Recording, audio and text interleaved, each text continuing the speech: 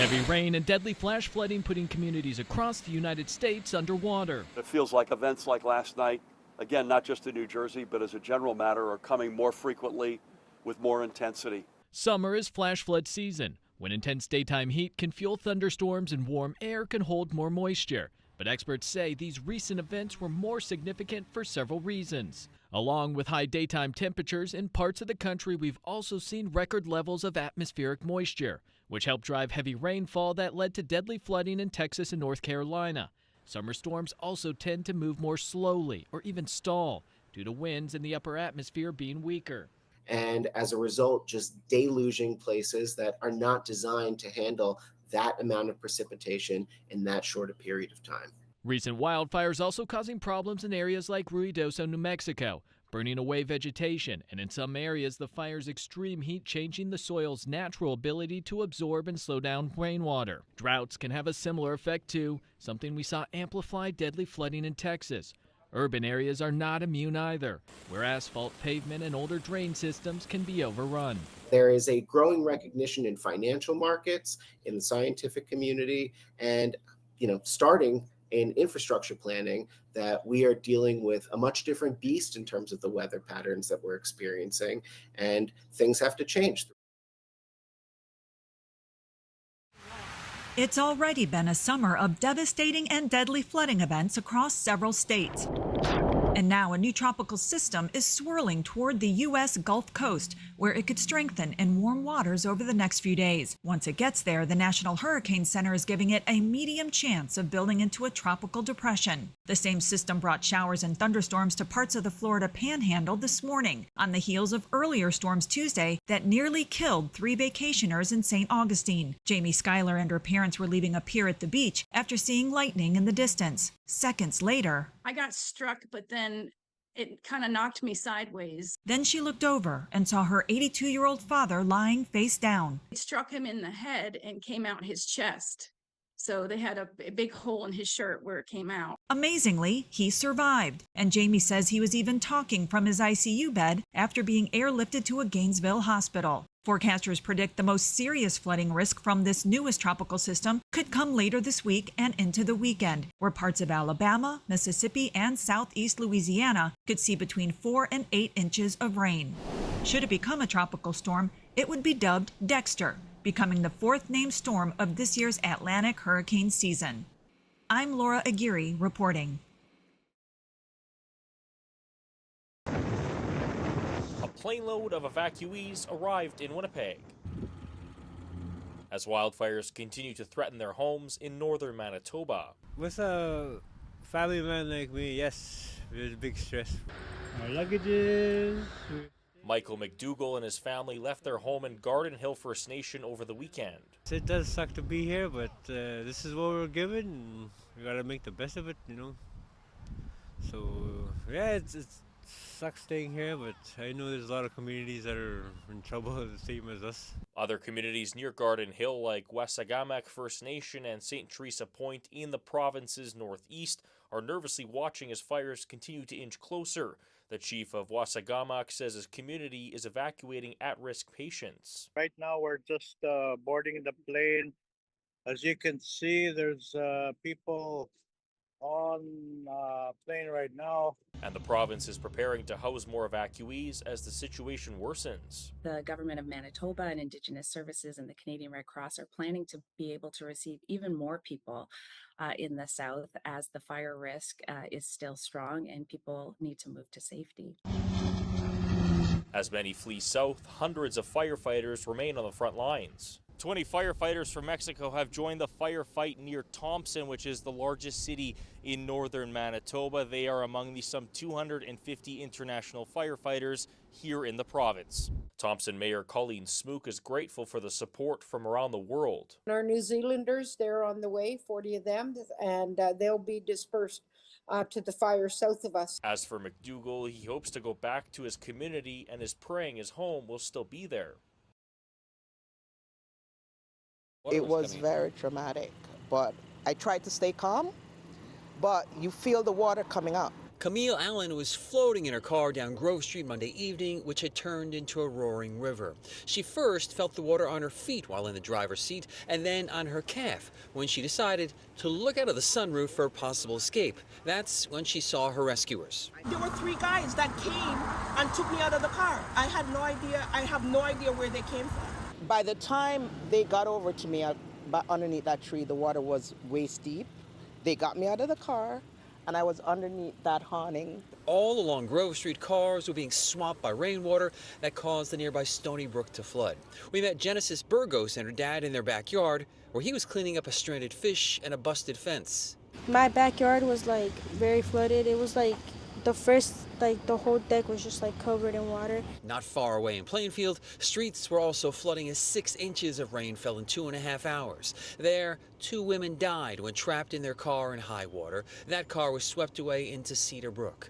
Finally, we also had a chance to look at damage in Berkeley Heights, where asphalt was torn up, cars flooded, and trees pulled from the ground. The mayor of Berkeley Heights is Angie Devaney. She gave us a rundown of what she's been seeing around town. Large boulders that have rolled down Mountain Avenue. We've seen buckling at some of our crosswalks on Park Avenue. Part of that, the western part of it is compromised.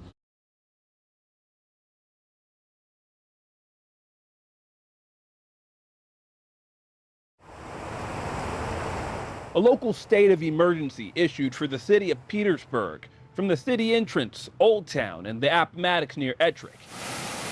The nearly 10 inches of rain that dropped since Monday night has flooded everything from streets to businesses, even homes. According to the Petersburg Fire Department, nearly 50 people were evacuated from a flooded apartment complex. I ain't never seen that much water in the last 2 days that I have seen. William Brooks says he didn't make it out of his apartment until Tuesday morning. Because usually when it floods, it's like this.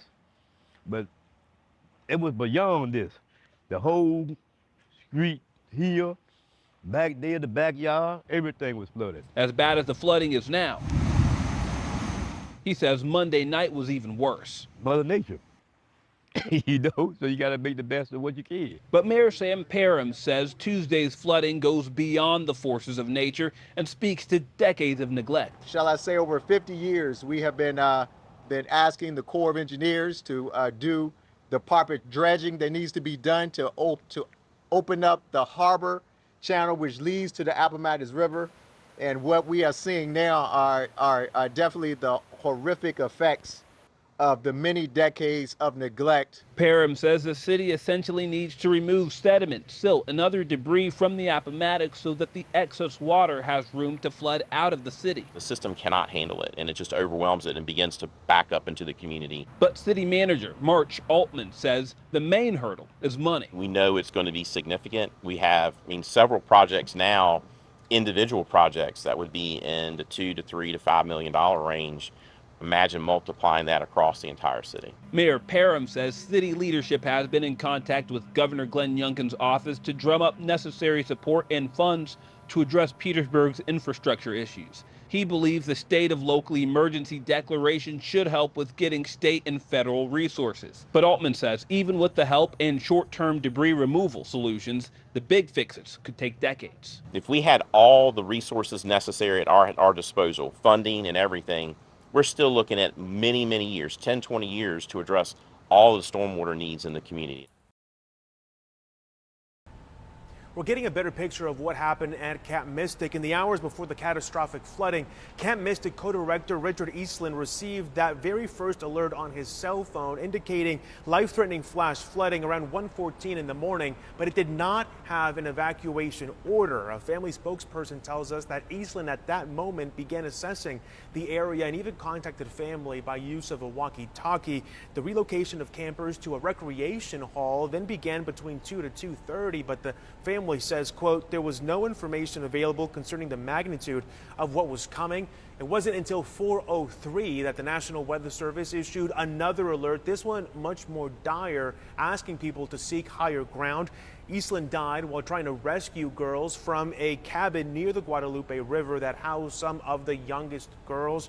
We also heard from the Kirk County Sheriff, and he believes that they'll keep with search and recovery efforts for the next month, possibly even up to 6 months. Crews are facing a very challenging terrain, and there's still a lot of debris on the Guadalupe River as well as gravel. The United Cajun Navy also shared a picture with us that showed a car that looked to be underground. That gives you a sense of what they're dealing with out on the Guadalupe River. It's also been more than a week since anyone has been found alive. In Kerrville, Texas, I'm Ivan Rodriguez. Heavy rains pounding parts of the Northeast Monday night, crippling travel for millions. Drivers in New York City dodging flooded roadways as more than 2 inches of rain fell in an hour. Rushing waters pouring into subway cars. Water spewing from tunnels underground at this subway station in Midtown Manhattan. Emergency crews rescuing this driver whose car got stuck in knee-deep water. Let's pull over. A state of emergency was declared in New Jersey Monday night. I couldn't get in my car last night because it was flooded out. Cars left covered in mud from all the rain. I've seen water gushing out of the roadways. I've never experienced that, almost like a geyser. Governor Phil Murphy assessing the damage Tuesday. This clearly was a significant weather event. One of the hardest hit areas was in Plainfield, where rainfall totals reached 3 to 5 inches. One home exploded due to an apparent gas leak. Fortunately, no one was hurt.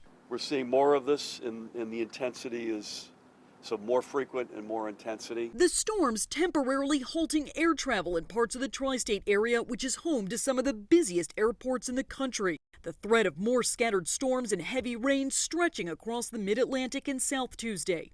Meanwhile, out west, people are dealing with sweltering heat and wildfire threats. The iconic red rocks of the Grand Canyon blanketed in smoke as firefighters battle nearby flames. The dry, hot conditions combined with wind increasing the threat for possible fires. In New York, I'm Jen Sullivan reporting. It felt kind of post-apocalyptic a little bit. Overnight in Newark Valley, severe flooding turned to a harsh aftermath. Residents on the east side and Village Public Works spent the day starting to pick up the debris. The damages are significant in a specific portion of the village itself, and that is Brook Street, Rock Street, and Route 38, which is Main Street. Mayor Jim Tornatore and the village declared a state of emergency around 8:20 Sunday night. Shortly after that, residents like Zoe Wasserloff-Pepper and Jason Webb would soon know the severity of what was coming. We saw the flash flood warning come through, didn't think actually too much of it. One of our neighbors kindly called and told us that our house had become essentially a river. I noticed some rain puddling in my backyard. By the time I got back to the front of the house, there was brown water coming down the street, and I recognized that would be a problem. The two, along with the rest of the area, woke up Monday morning to see the extent of the damages on their properties. My man cave garage, as you can see behind us, is completely destroyed with about 4 or 5 inches of mud all around it. So it's all cosmetic type damage. My pool's the liner's probably ripped out, but nothing time can't fix. We got about 3 feet of water in our basement, I think, at its peak. We're starting to get it out now. Our garage has completely flooded, only a few inches of water in there. Most of the main house only got a little bit of water. With that storm in the rear view, they began the cleanup process. We'll have to do some roof repair and get as much water as we can out, and we got all this mud and asphalt to clean up on the property, but not too bad considering how much water was coming through. We spend a lot of time out here, and we don't have a lot of money. We don't have, we're not super rich, but what we have is nice, and we work hard for it, and now we're throwing half of it away. So it's kind of disappointing, but like I said, we'll be all right.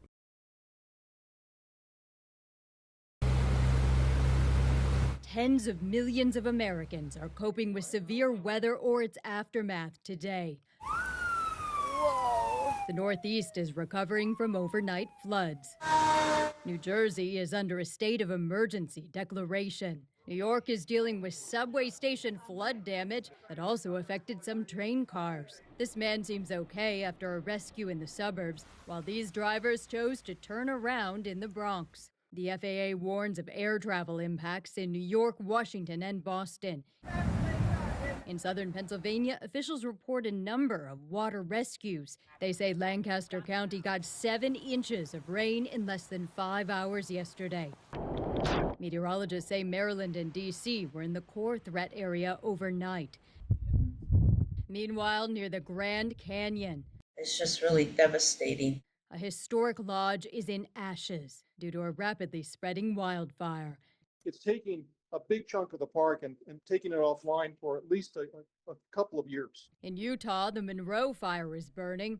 That's a big concern, protecting the structures as we can and keeping the public safe.